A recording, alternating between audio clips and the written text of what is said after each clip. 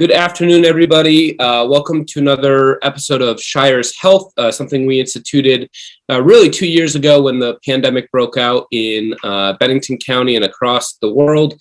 And we just recently called it ShiresHEALTH, but we've been doing telecasts with our partners over at Catamount Access Television, and thank them again for their stewardship as we try and bring up-to-date information and critical information to our communities that we serve. So we want to thank the team over at Cat TV. We also want to thank GNAT and iBerkshires who are broadcasting this as well today, and we'll have it on repeat. So both in the North Shire and down into the Berkshires, really having ShiresHEALTH starting to really spread out there so that the most amount of information can get to the most amount of people.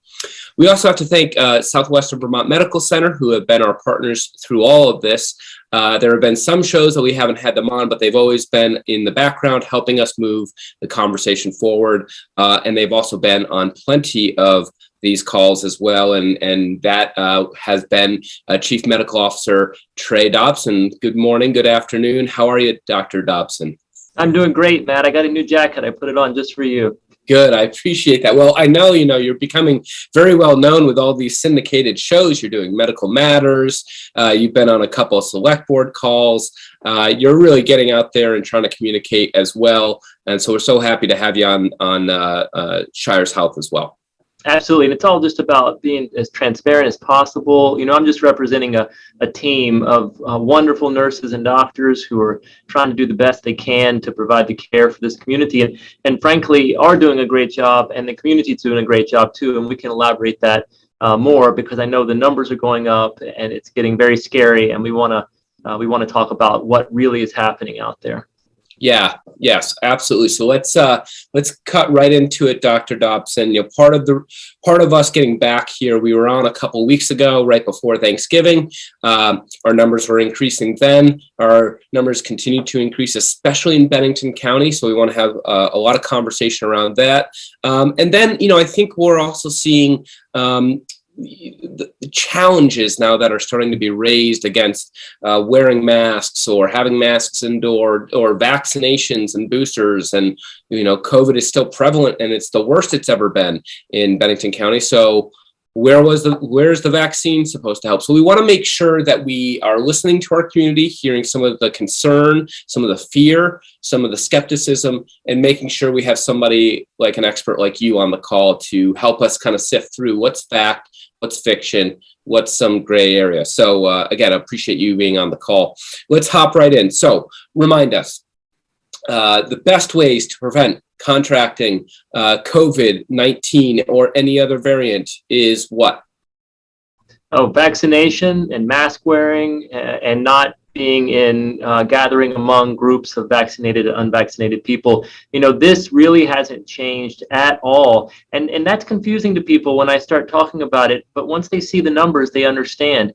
Look, our case counts are increasing dramatically, and some of those cases occur in vaccinated people, but the majority do not, first off. And then second, when people really get sick or being hospitalized, those numbers haven't changed. About 70 to 75% of those that are hospitalized with COVID-19 are unvaccinated. 85 to 90% of those that wind up in the ICU or worse, succumb to the disease, are unvaccinated. That hasn't changed. The fact that we are so highly vaccinated means that our hospital numbers aren't what they could be, and certainly what other states aren't experiencing. But the truth of the matter is, a 90% vaccination rate means you have 10% of 600,000 people unvaccinated out there. And unfortunately, they're getting very sick. It's hard taking care of them. It's filling up our hospitals, and we've got to do something about it. And then the booster is shown to even be more effective, more powerful. I think you probably saw the governor's conference yesterday, where they released some of the data among those who received boosters, and it's very clear to me that we shouldn't refer to the booster as the booster anymore. It is part of that primary series. It's what is needed to complete the vaccination effort. Interesting. So yeah, there's kind of a three-part. With some of these shots, there's 3 parts. With some of these shots, 2 parts. So I want to make sure that we kind of spell this out for our audience. Masks are still beneficial. We should wear them. Where should we wear them?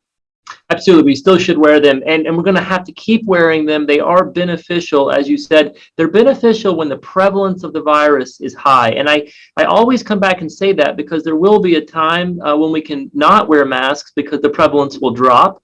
It may increase again, just like the flu does. In other parts of the world, people have been masking for the past decade and a half when flu prevalence gets high. So by the word prevalence, I mean that there's just a lot out there. When there's a lot out there of the virus, we should wear masks when we're indoors and when we are among groups of unvaccinated and vaccinated people. So if you're having a dinner party at your home with 15 people who are all vaccinated, you can drop your mask. Yes, there is a risk of getting COVID-19, but it's very small. And you can feel safe and comfortable about that. But you shouldn't go to large events without a mask, and you certainly shouldn't be in public, indoors, among a mixture of unvaccinated and vaccinated people without a mask on. You're just going to increase your risk significantly. And I do want to talk about that risk real quick, Matt. Some people have heard me say this, but the virus is ubiquitous, and by that I mean it is everywhere. So we are all either breathing it in or we're going to breathe it in. And if we're vaccinated, we may never know that we breathed it in. It starts to replicate, and then our body fights it off. And the same can be true for certain unvaccinated people. But if you're unvaccinated, you have a 5 to 15% chance higher rate of coming down with symptoms. And at that point, you're more contagious because you're coughing or you're sneezing and you're spreading it. So we're all going to come across the virus, and we have to accept that. We have to accept that if at some point, if you tested every day, you would test positive. There's nothing to say that you or I might not test positive today because we breathed in the virus and it's just not affecting us. But unfortunately, we can spread them. I say this because there's a lot of families out there who were vaccinated, and one person develops the sniffles or a sore throat. Then the whole family gets tested, and then it's very anxiety provoking because 3 of the 5 turn out to be positive. They all are scared they have COVID-19. And the truth is, 3 of the 5 tested positive. Probably all 5 have encountered the virus, and none of them will get very sick, or at least not to the point where they need to be in the hospital unless they are older and immunocompromised. And by the way, if you're older and immunocompromised, you can wind up in the hospital with pneumonia. You can wind up in the hospital with the flu. So that part's really no different.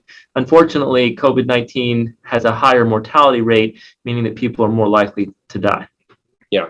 So I appreciate that. And so again, masks important. The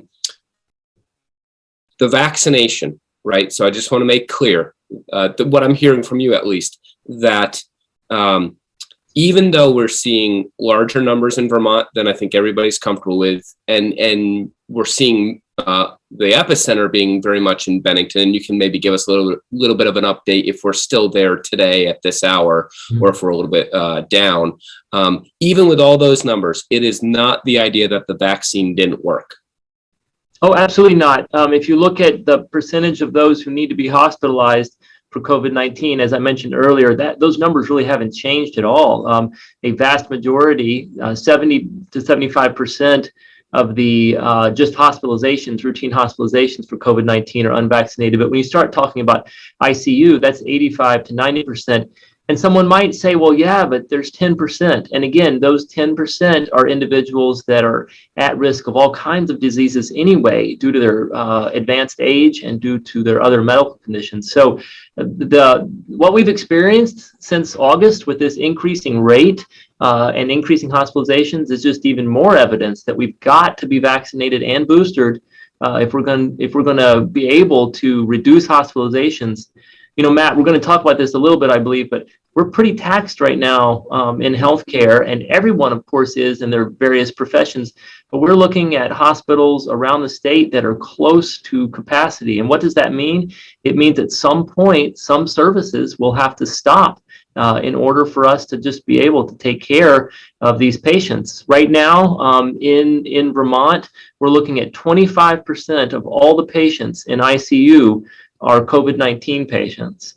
And then I already mentioned 85 to 90% of those are unvaccinated. That's a huge burden on our healthcare system, on our nursing staff, and on our physicians. And it will get to the point, if it continues to increase, that we're going to have to think about how what care needs to be delayed so that we can take care of these individuals. Great. Thank you, Dr. Dobson. We do have some questions coming in on Facebook. We are broadcasting live on Facebook. We're doing that on purpose. We're doing it in the communities of the North Shire, the South Shire, the Berkshires. We want to get as much information out there, but we also want to hear questions from the community. And so we already have a couple of those right now that I want to make sure we get to while they're watching, if you're okay with that, Dr. Dobson. So we've got two questions from Alfred, and I'm reading this in real time too. So I'll read it and you can respond.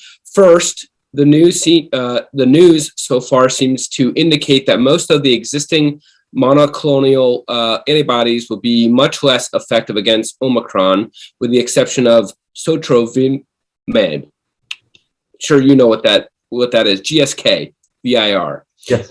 Does Southwestern Vermont Medical Center have enough of that to help handle any further Omicron surge? So that's the first question. Let's handle that one first. Okay. Some of that special cocktail for Omicron. Do we have enough here locally? Sure. So I'll go backwards. I'll answer that question first. The answer is we do at the moment. We right now have not seen severe shortage of monoclonal antibody, but it is tight. More of the issue is really just staffing and space should there be a significant increase in the numbers of patients presenting for intravenous or subcutaneous monoclonal antibody therapy. But that's the news for right now. The news going forward in the future, we will have access to new treatments. There will be the oral antivirals, which should theoretically not be susceptible to all the mutation and changes that the Omicron is bringing forward. And then I also want to caution on the early data on the antibody treatment. It is true that those mutations are likely to decrease the effectiveness, but the level that it decreases it to cannot be determined in a lab. When we see these reports that come out almost every day saying, this and that happened in a lab, we've been fooled in medicine for many times over. It's good to see what happens in a lab. That helps guide us for large studies. But what happens in the real world sometimes is the complete opposite. And, I'm prepared to say right now, I follow these studies very carefully. Theoretically, some of the monoclonal antibodies will be less effective because they are directed at the protein structures that are changing. However, immunity is far greater than just monoclonal antibodies. Than just antibodies. There are other parts of immunity that are important, and so we don't know how well the treatments will occur. We do hope that the antivirals that are coming out will, of course, augment all of our vaccination booster efforts and other things that we're doing for treatments. Great. There's a follow-up question here, which goes in a different direction, but I think it's a really good direction, one that Dr. Dobson, you and the team at SVMC and the Chamber have talked a lot about in the last couple of days and even weeks, as the legislature has encouraged municipalities and select boards to handle a possible mask mandate. So the second question in this two-part is, given that Vermont does not seem likely to enact further measures at a state level, what can we in the local community do to prepare for the arrival of Omicron? There doesn't seem to be enough said about better quality masks and good ventilation. Should that be emphasized more?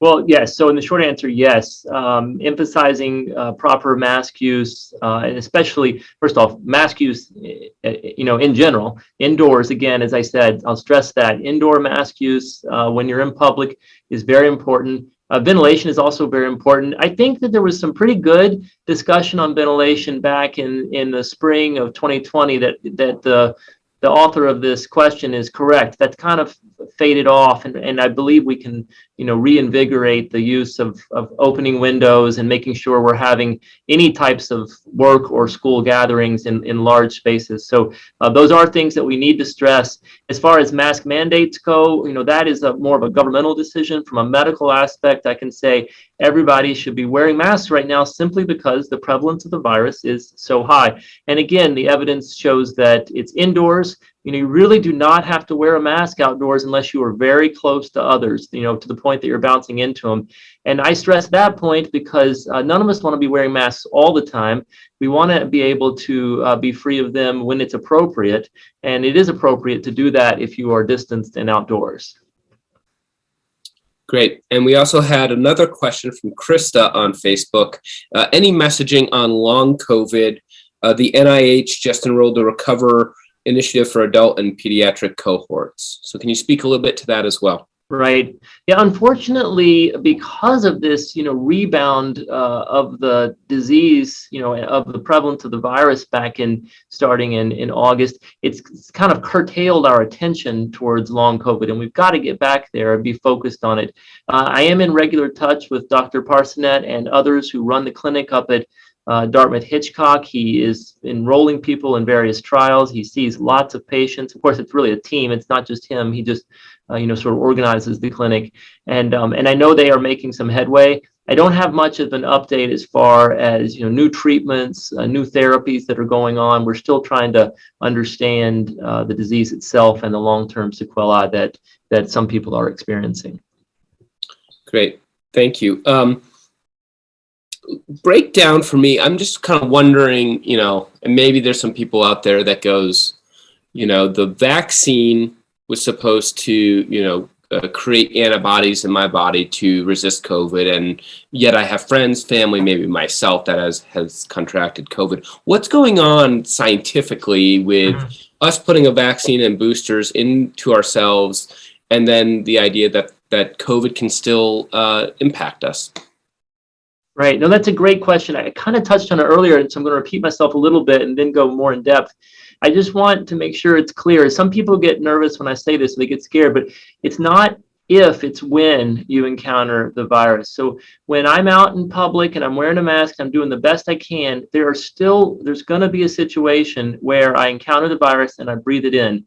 Now, I'm vaccinated, I'm boosted, so what happens is the virus comes into my body, it goes into a cell, and it starts replicating and making thousands and thousands of copies.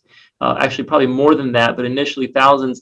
My body quickly, because I'm vaccinated and boosters, recognize the protein and the viral structure, the proteins that are coming off the viral structure, as foreign, and therefore they contact the immune cells go contact memory cells, and it starts mounting a good defense. Now, in that interim, I might develop some symptoms. The virus may be replicating a little faster than my body can take care of it. So I might get a sore throat, which is a very common symptom in vaccinated or individuals who get COVID-19, or individuals who previously had the virus and get COVID-19, a sore throat and a headache. Those are two very common symptoms, and then may even get a fever. Now, typically that only lasts 48 hours or less, sometimes even just 6 to 8 hours, I hear from many patients. And you get tested and it's positive, and then your family gets tested because they're contact traced and they turn positive. And so now we have 5 or 6 new cases in the community. It's very rare, though, very rare that individual has any further problems with with COVID-19. Now, as soon as I say that, someone in the audience is going to say, well, I know this one guy, and that's true. I know that same guy, and I know a couple of his friends. They got pretty sick afterwards, but they just really do not end up in the hospital. Those that do, again, have multiple medical problems and wind up in the hospital for other reasons too, and we're here to treat them. They actually don't mount that immune response, so their body is not as prepared to take on the virus. And there are some new therapies coming out. In fact, the FDA is likely to approve within the next week or two a new drug, an AstraZeneca drug. The name of the drug it doesn't have a name yet. It just has a bunch of letters and numbers, so I'll spare that to you. It will get a name once the FDA authorizes it. And this drug is interesting. It is to be given prophylactically, in other words, before you have COVID-19, to those individuals that are not expected to mount an immune response to a vaccine. That's about 2% of the population, and a lot of those folks have cancer, and they're on medications to try to help with their cancer, but also causes their body to not develop a response. So our plan is we will be giving those medicines as early as the end of this month. It's a shot, it's a one-time shot, and it offers some protection to those individuals in addition to the vaccine. Wow, that's great. We've got a couple questions coming through online, but while we hover on vaccines, are there any cons to getting the vaccine? What could we be prepared for? What shouldn't we be surprised about? Any cons with getting the vaccine at this point? No. Great answer. Okay. Are there any longer term effects if we do get COVID and either haven't been vaccinated or have? Let's answer that in two different parts. If I haven't gotten vaccinated and I get COVID, are there long term? And we talked a little bit about that with long COVID, but we're seeing, at this point, years later, people still suffering. And if I did get a vaccine and I have COVID, are there any long-term, are we seeing any case studies where people are having long-term effects still after having a vaccine? Right. So, when you ask these questions, Matt, I'm very transparent here. And so I'll start off by saying the chances of developing long-term problems from COVID-19 is still pretty low when you look at the population as a whole. Now, that being said, that's a few percentage points. We think it could be as high as 15%. And think about 15% of all the people that have gotten COVID-19 now, that's not a low number anymore. That's a really high number. It's a really strong reason why you would want to be vaccinated. And some of those problems, I tell you, I was reading a report of an NFL football player that Amari Cooper, you may have heard of Amari. He was out for 2 weeks. He was unvaccinated and got COVID-19. And he talked about returning on the football field and the difficulties he had a little bit, because even though he didn't get very sick from COVID-19, it was still affecting his respiratory capacity. Now, he will probably be just fine, but some people won't. They'll have problems with their respiratory capacity, their ability to go on long walks for many months, if not years. Of course, it hasn't been years since we've had this virus, so we can't say that for sure. Now, as far as biologic plausibility, if you're vaccinated, we know that if you do get COVID-19, your symptoms are much less severe and they are of much less duration. So therefore, it seems to reason that less people would develop long COVID or long-term symptoms. We don't know that extensively yet.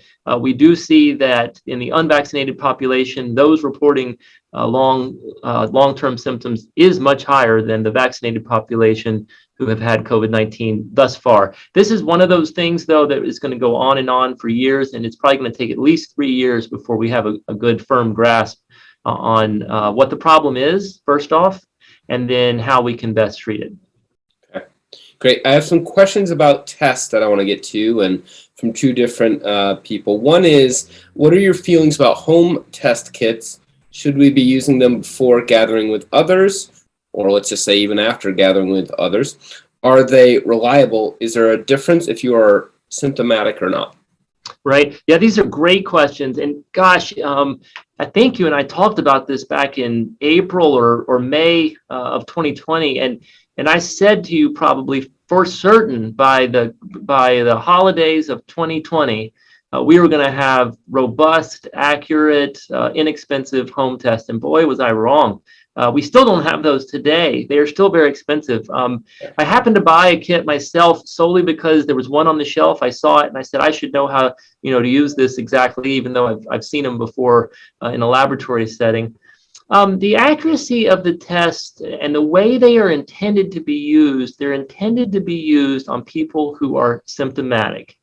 And that's the same thing with antigen tests for other diseases, including strep throat.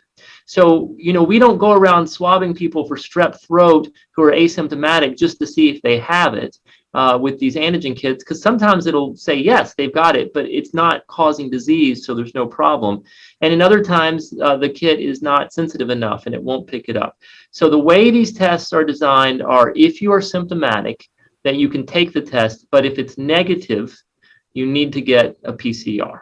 Now, we've changed just because of the way the virus is affecting us, the way it's impacting our economy. We said, okay, that's an ideal situation. Can we use them in any other way? And so we've used them in our school systems to try to keep kids in school who are exposed and asymptomatic.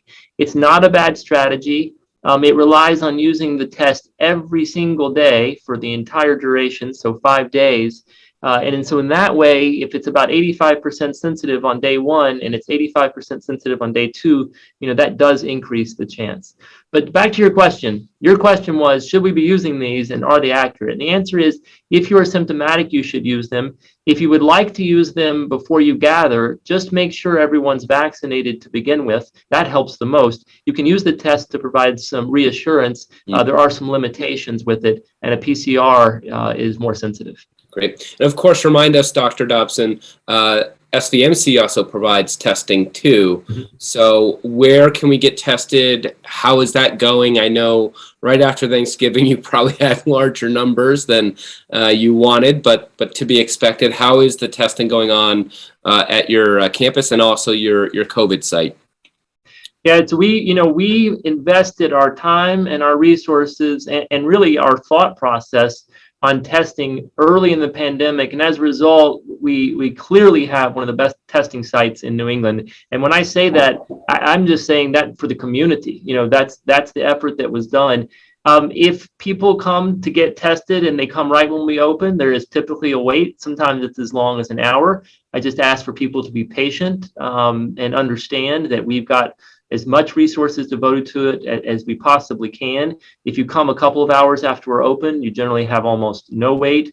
We are testing so many people that, put it this way, in July, on a typical test date, we'd have about 15 people. We're now up around 500 per day. It's unbelievable. We do it in a 4-hour time period. And many of the people listening here have been through the experience. Yes, sometimes it does take a little time. One of the biggest benefits is our turnaround time. So we typically turn these PCR tests, within 24 hours. We do our best. Sometimes we can't quite make that 24-hour mark. The reason we have focused on this is because the longer the time between the test and the results, the more likely or more chance that we can transmit the virus. Because let's face it, we don't typically get tested and then run home and sit in a corner and wait for the results. We go about our lives, and so we could put others at risk. If someone is symptomatic, they really shouldn't be out in public. They should be in quarantine until they get the results of those tests back. At some point, if the testing volume increases further, we're going to have to do something different. We're going to have to work with the state to try to get more resources to expand testing. But right now we are managing it, and the public's been great, and we hope we're giving a good service to them. Yeah, let's stay on that theme a little bit of that kind of drive-through pop-up clinic. Boosters, are they able to be given through a drive-up or come inside? And what do we need if we want to go get a booster? What do we need on us? Right, so that's great. So we're doing boosters 6 days a week. On the 7th day, we rest. You can look and see online at the schedule. It does change periodically, so I don't want to quote those numbers now in case someone's listening, or the times now in case someone's listening to this broadcast in the future. Just go online and you click get a vaccine, and it'll show you the times. They are given indoors, and the reason for that is it's safe, it's an effective way to give it, and it's better for administration of the vaccine. It's fairly quick. It's the same thing. If you come in to get your booster right when we open, you could wait for an hour. If you come 2 or 3 hours after we open, you're likely to sail right through. We have all vaccine available in good supply. The most popular are Moderna and Pfizer for the second dose, and then Johnson & Johnson is still used for the primary series quite a bit. And you can try to schedule online to get a particular time slot. If you have difficulty scheduling online, or you just decide all of a sudden you're ready to go get the booster, just come on up and we will accommodate you. Great, good. I do want to make sure we get to Danielle's question online. If people were at an event, like a convention, but have no symptoms, should they still get tested? In a large space, probability is somebody there is carrying something, but they come home and they don't have any symptoms. Should they still get tested? Yeah, so first off, if there was report of an exposure, then the answer is yes. In other words, if you knew that you were standing next to someone and they turned out to be positive, the answer is of course yes. In general, the answer is no. You don't really need to be testing after being out in a crowd like that if you're wearing a mask and you don't have a reason to suspect. And I tell you why. Just running around getting testing is problematic. If you get tested every day, there are false positives, there are false negatives that come into play. We really want to test people when there is a reason. Now, I'm going to give a little bit of a reason why someone else may want that. If you live at home with someone who is immunocompromised, then it is reasonable to go ahead and test after you've traveled or been into a large gathering like that. Great. Another question coming through. This is a good one around, some of our people that might get anxious around cold season, and I honestly, Trey, I think we had this question last year and the year before about, okay, you know, I'm going to be hyper vigilant, and I'm also hypersensitive to all the feels that I feel coming, and part of it, you know, being aware that COVID exists. So here's the question. Many of us are experiencing cold-like symptoms this time of year. What's the best way to deal with that? How do we know if it's a simple cold or COVID? Even if they are minor, should we get tested? Do we need to isolate? Will the mask protect us from spreading either way? Yeah, boy, that's a tough one. The exact perfect right answer is not there, and I understand that. However, if you do have cold-like symptoms, you should drive up to our facility and get a PCR test. It's going to have the results back within 24 hours. You know, typically you're going up there in the afternoon, you get the test, you're going to know that night or the next day, and you can stay away from others and wear a mask until that time. I say this because, again, the virus is so ubiquitous right now. It's causing everything from people to, you know, acutely have a high fever and trouble breathing, to people just having a runny nose. And I often hear people say, "Oh, I've had the runny nose for 4 days, and I thought there's no way I have COVID," and then finally get tested and it's positive. It's hard if you have a runny nose every day because you can't go up and be tested every day. That's just not practical to yourself and your quality of life. So in general, for every situation that you have, if you have a cold, get tested, and then don't get tested again during that same cold period. Good. Okay. Great. Thank you. Let's talk a little bit about the community and really Bennington County as a whole, especially as it's been in the news, and unfortunately it's been quite national in the last couple of days, if not week. Yesterday, Governor Scott said the Bennington County is in the middle of a surge with positive cases, and the state inpatient number is around 90. Just walk us through this, Dr. Dobson. Explain what this all means. What does the surge mean? Why is it Bennington? What can we do to mitigate that surge or lessen that surge? So talk us through some of what's going on right now. Yeah, the first part is it really is a very interesting phenomenon. And when I say phenomenon, I mean the actual definition, an occurrence that doesn't quite have an explanation behind it. That's the way this virus has behaved since the beginning all over globally. So you'll see pockets where it just blossoms and it becomes so prevalent. And frankly, Vermont just hasn't had that. So what we are experiencing really is not much different than what other parts of the country went through too. South Dakota, the Southeast, you know, parts of California and New York, and we are now experiencing it ourselves. And it is anxiety provoking. I look at the numbers every day, and it's concerning when you see these high numbers of cases. We don't quite understand why the virus does this. It's not the only one. Epidemiologically, other viruses behave this way too, where they go into a certain region, they proliferate, and then for some reason, the word is used is called burnout, but it burns back out and decreases and starts dropping, and everyone thinks it's because they've done such a good job mitigating the virus, but that's not the only part. But we can affect it. We affect it through vaccination. That's the first. Again, everyone says, well, we are so vaccinated, but 10% of 600,000 are a lot of people that are unvaccinated. And then we all need to be boosted now, and we're only around 40% of the boostering. So that'll help. Also, we just have to avoid the large gatherings. I'm repeating much of what we said earlier, and we do need to wear masks indoors. We can't be fearful. We can't be recluse and not going out because there is life still ahead of us. We can vaccinate, we can booster, which reduces the risk. We can wear masks, and then we go out and we understand that there's always a risk. There's a risk of anything happening to us out there, and how do we do it in a way that's balanced? So I'm sure the surge now, but even, gosh, we've been doing this for 20 months now or so. How is the hospital doing? How is your staff doing? We've heard, you mentioned the term burnout in another way, but we've heard that, you know, it was amazing what the frontline nursing and doctor staff did in 2020, in 2021. Here we head into 2022, and I have to imagine that the human capacity to be vigilant, to be sharp, to be well rested and optimistic has got to be waning on your staff. Talk to us a little bit about how SVMC is doing, how your staff is doing, anything that the community can do to help.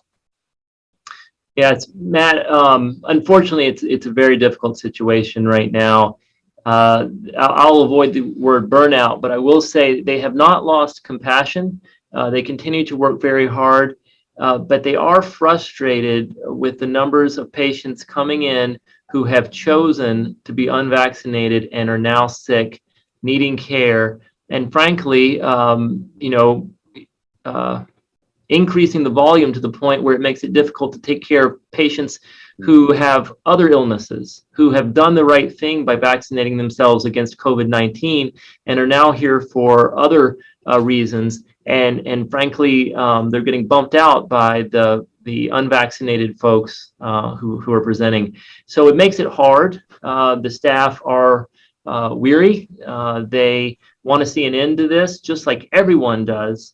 But I am worried that the volumes will increase, and at a point, we'll be making decisions that really impact the hearts and minds of the doctors and nurses who are trying to do the right thing for people. And at some point, we'll have to reduce services if this continues. And they asked me yesterday. They said, "Are we out there promoting vaccine and boosters?" Of course, because they're sort of oblivious to it, right? Because they're working hard and they're all vaccinated.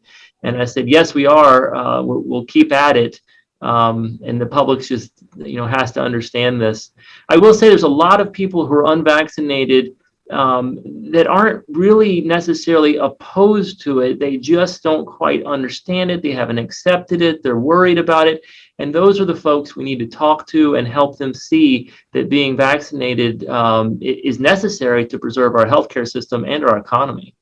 Yeah, I want to punch home what you just said, that last part, Dr. Dobson, and I'll make this point as the Chamber of Commerce, take some of the heat off of you. And I was just having this conversation with the leadership yesterday at the hospital, which is we're reaching a point, if we haven't already been there, of an economic crisis, of a healthcare system crisis, beyond personal feelings about protection measures and that sort of thing, and your right to choose and that sort of thing. We won't get into the politics there, but if we were to make a plea, and even if the Chamber of Commerce were to make a plea for anybody in Bennington County and really anybody listening, it would be that we are starting to reach the boundaries of our healthcare system and the amazing support that you all have provided us over these 20 months and beyond. And so, look, if you're on the fence of making a decision, make an economic decision, make a community decision, make a healthcare for the future of the healthcare system for your grandmother that might have a heart attack and won't have a place to go because we're trying to oscillate between COVID people and general traumatic injuries. So I just want to put out there to our audience as well, if we can point you in some other directions of why getting a vaccine and a booster would be well. We've got shop owners working on the front line all throughout the holiday season. They're interacting with 200, 300 people every single week. We've got our restaurants, we've got our lodging properties, we've got our healthcare system. There's a lot of reasons this year to give the gift of vaccine to the rest of your community. So please, if you're listening and you haven't gotten a vaccine, do your research.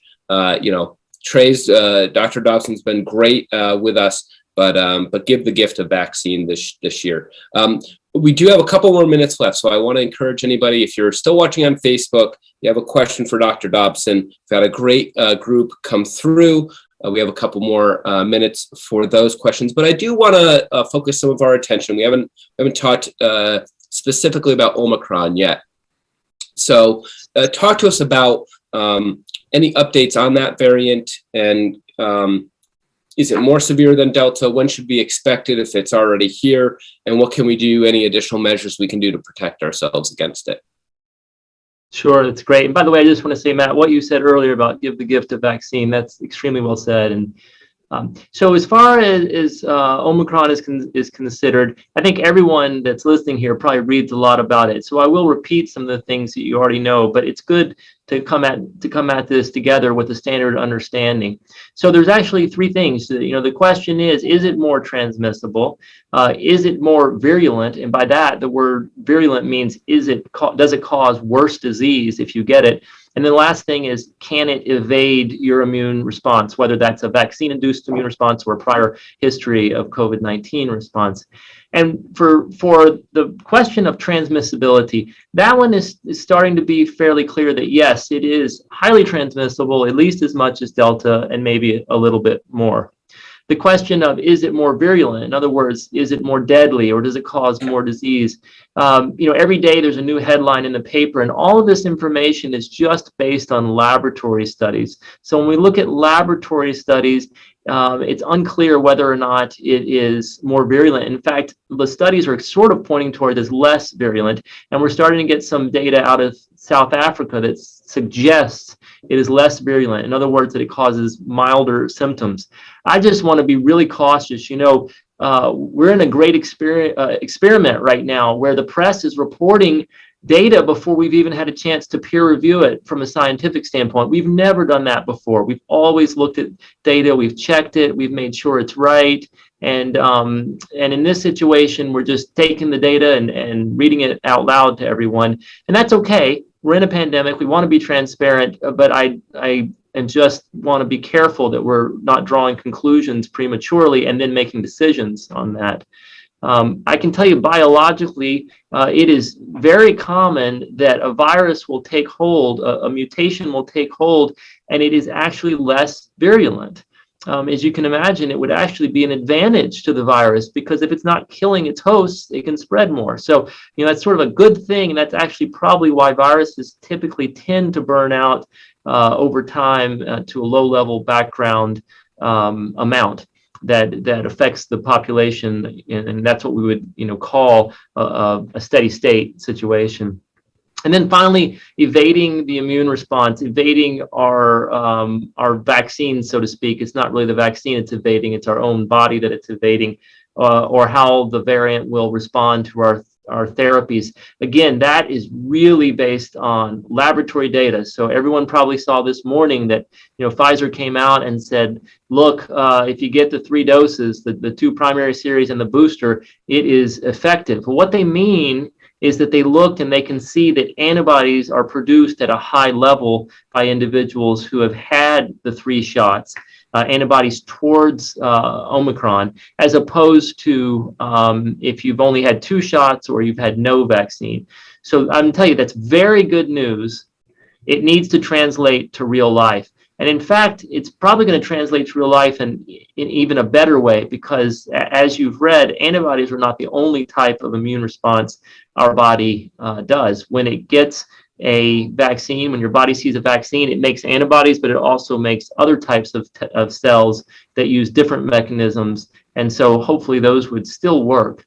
So we will know. It's not going to be years or several months down the line. We will have a much better idea come the new year, right around the end of this month.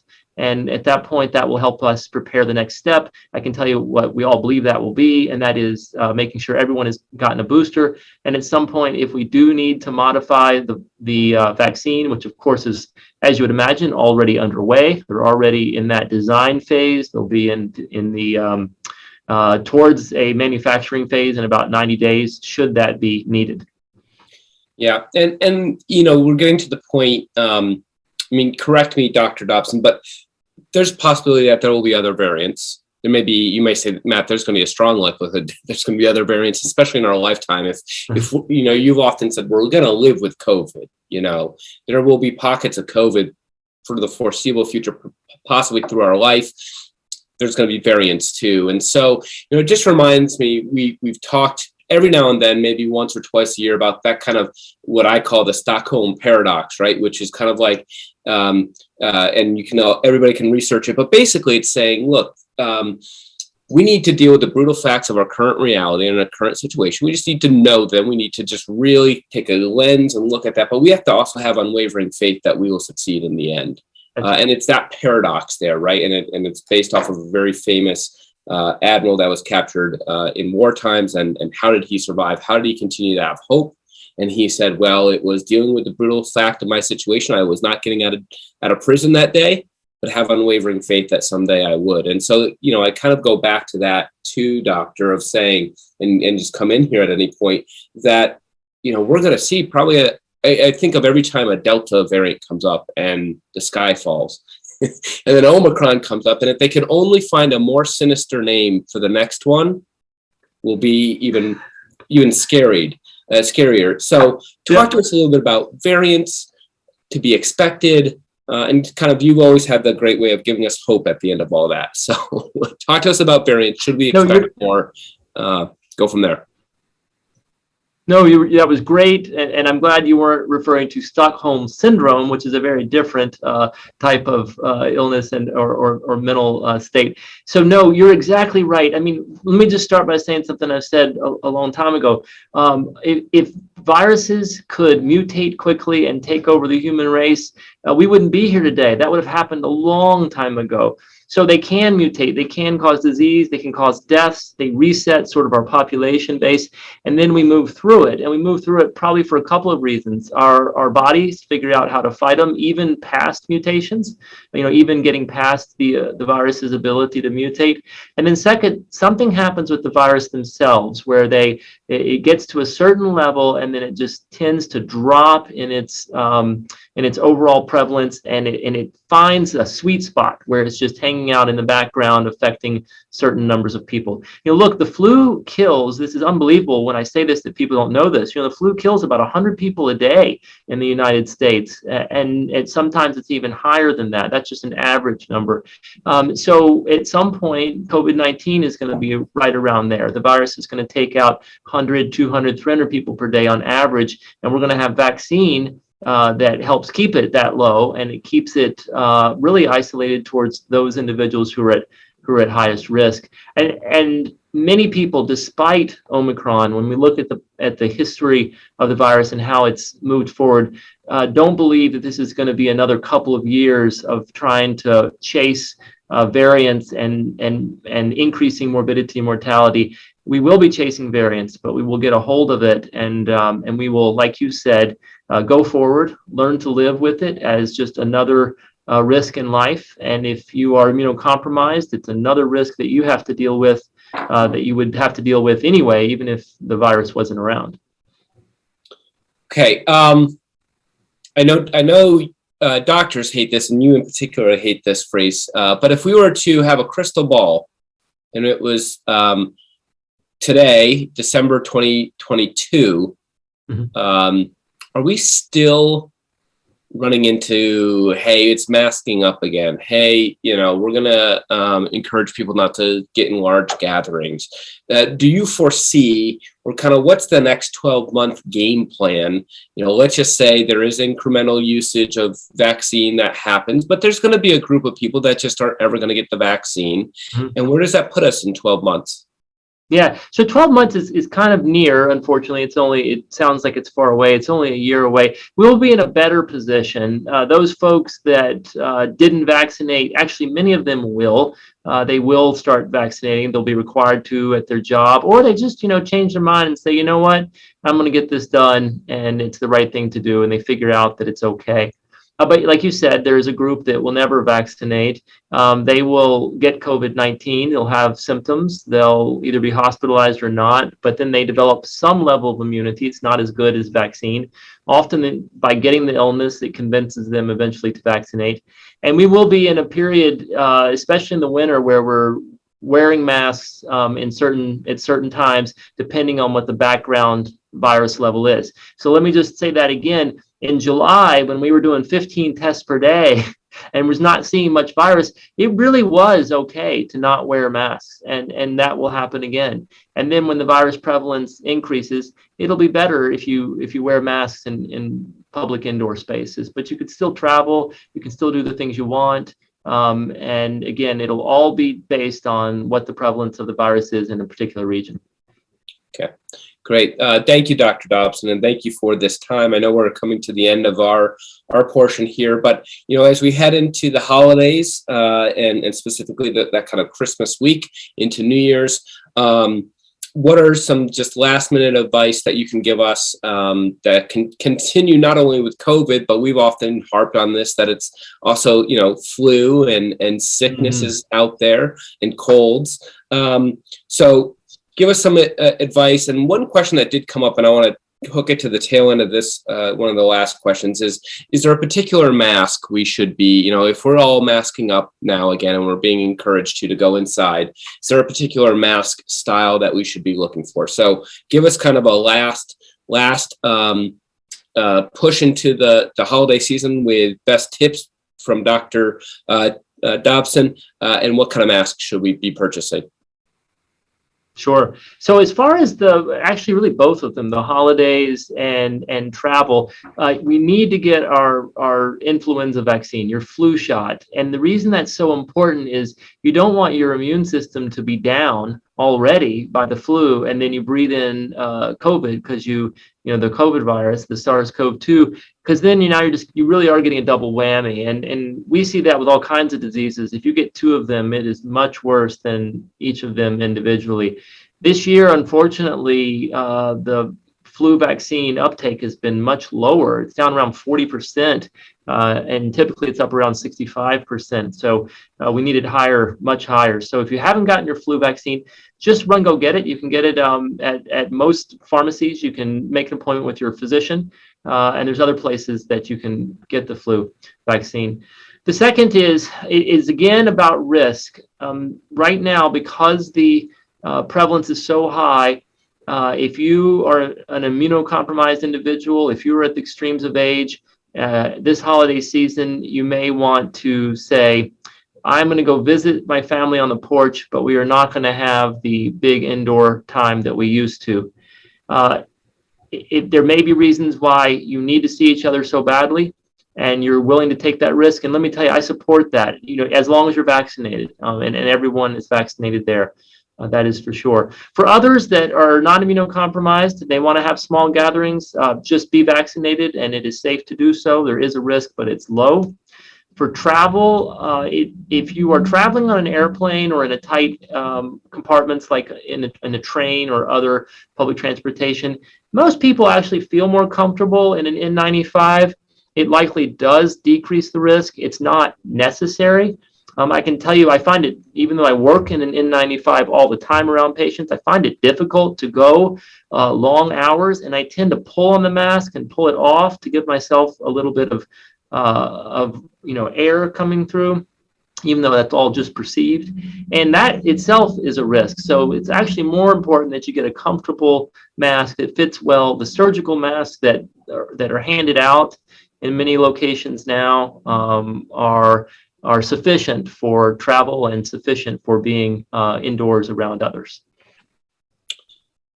Well, great. Again, I want to just say thank you so much for taking the time out. We will probably be doing something like this after the holidays and just kind of re-encouraging people in the new year. One great resolution to make would be to get a vaccine if you haven't, or to care for your neighbor where you can. So I want to thank Dr. Dobson for joining us today on Shires Health. Thank you, Southwestern Vermont Medical Center, always being a strong partner with us here over at the Chamber. And of course, Cat TV, Mike Cutler are doing our production on this end, and the partnership between GNAT and I Berkshire, trying to get this message out to as many people as possible.